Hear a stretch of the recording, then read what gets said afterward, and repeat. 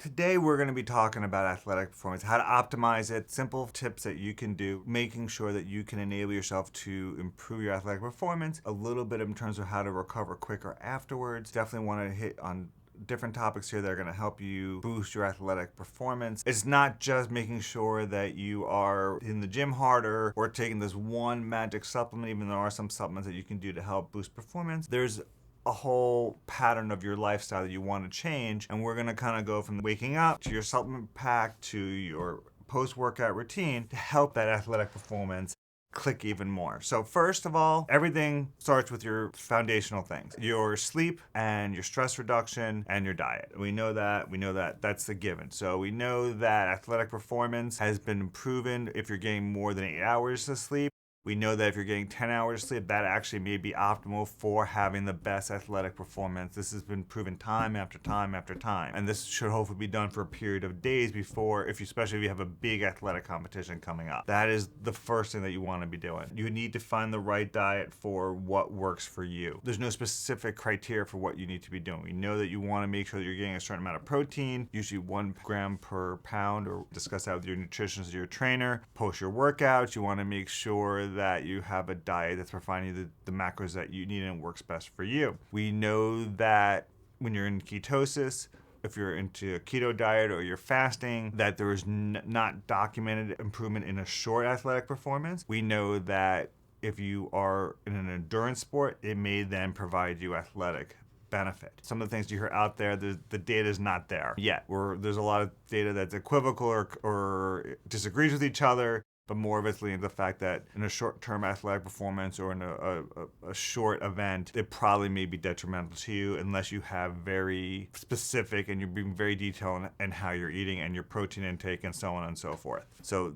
diet is important. Again, diet is definitely something that you have to find an individual who works best for you. Make sure that you understand what macros you're getting, making sure that you're getting the protein intake after you work out. Besides those types of things, there are things that the next step is going to be, what are you doing before your workout to help make sure that your workout is optimized? Again, we talked about sleep. You want to make sure that you're taking a pre-workout. We know that nitric oxide does provide some increase in athletic performance. It works by dilating the vessels, dilating the arteries, and helping more blood get to the muscles and the brain. Nitric oxide also works on the mitochondria, which is the energy part of your body and your cell. That is going to, in theory, help produce better athletic performance.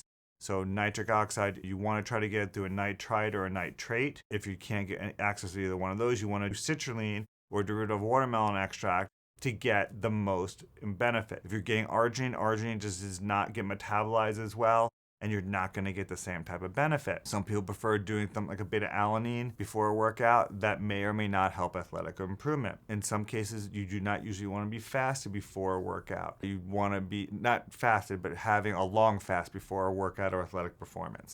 That, again, has been shown to not optimize your performance unless it's something that you have been doing for years and you're fat adapted and your body, you know that when you do your test that you are heavily producing ketones and so on. So it's something you definitely want to make sure that you're working with the right trainer and you know that's something that works for you. Otherwise, it's not what you should be doing. Then when you get to whatever your workout or your sport du jour is, anything from running to football to whatever it happens to be, you want to make sure of a couple things. You want to make sure that you are doing the right workouts. What I mean by that is you're doing the right equipment on a certain amount of days. And that's something that you can definitely discuss with your trainer. Don't need to be doing workouts towards failure. You can do you definitely want to work out to fatigue. You want to get close to failure, but studies have now come out you do not need to work out to failure to optimize your workout performance. If you're in the gym, in terms of sports, in terms of a sporting event, be it, again, football, basketball, there's other components to what your performance is based on. And that is doing everything from speed work, making sure that you're working on the cognitive part of your sport. The link between the brain and the feet, the link between the brain and your hands. And that has now become an accepted and easier part of sports. It's not something that only the pro teams can use. There's tons of different things that you can do to help optimize your brain, to optimize how your bodies can perform on the field, on the court. First thing that you want to do is make sure that you are getting exposed to the morning light, seeing the morning light. It works on the chemicals in the brain, including melatonin. That should help produce optimal sports performance. In addition, there's a lot of different gadgets out there that help train the brain to work better. There are products like Synaptic, there's products like BlazePod.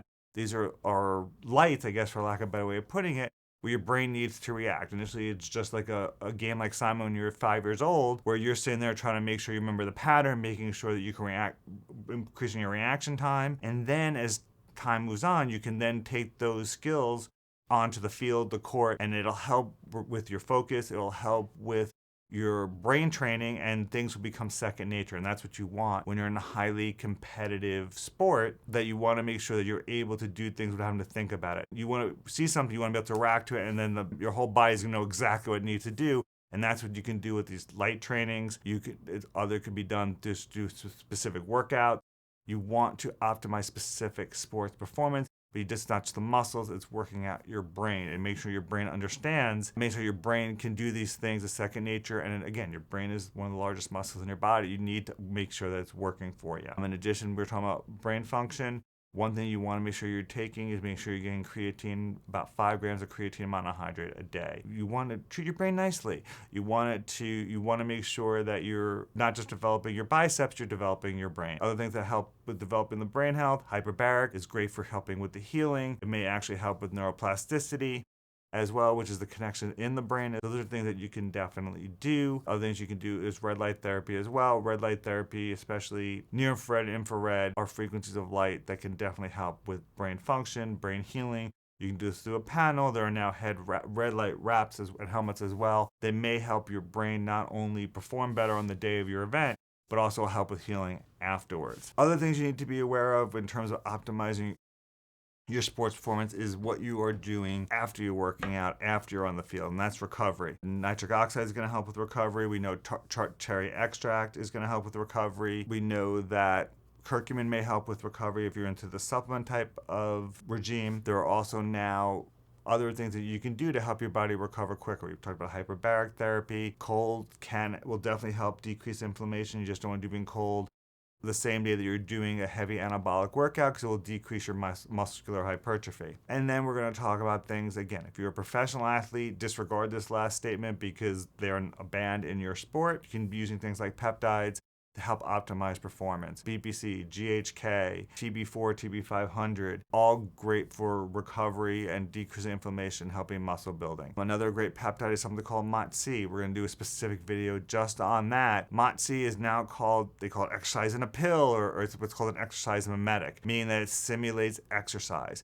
It has many benefits for somebody who's trying to work out and trying to perform better. What it does is it helps with weight, because it's going to work on insulin sensitivity. It's going to help with energy and production because it's going to boost AMPK, which is one of your energy parts of your cell. AMPK aggravates an enzyme called PGC1 alpha, which helps with mitochondrial biogenesis, which means that you're going to generate more mitochondria. So you need that. The more mitochondria you have, the better you're going to perform. So it does all those things. We know that it helps with muscle recovery. So it does all those different things for you. It actually may also help with helping to heal the brain and helping the brain be stronger, for lack of a better word. So MOTS-c is something I would definitely recommend looking into. It's a once-a-week injection, cannot be done orally, cannot be done IV. To summarize, in terms of what you want to do to help yourself boost athletic performance, it's not just one thing. It's not, okay, I'm just going to take testosterone and up my hormones. We've done videos on testosterone already. Testosterone is very important. Having a normal gut health is very important. Having normal thyroid function is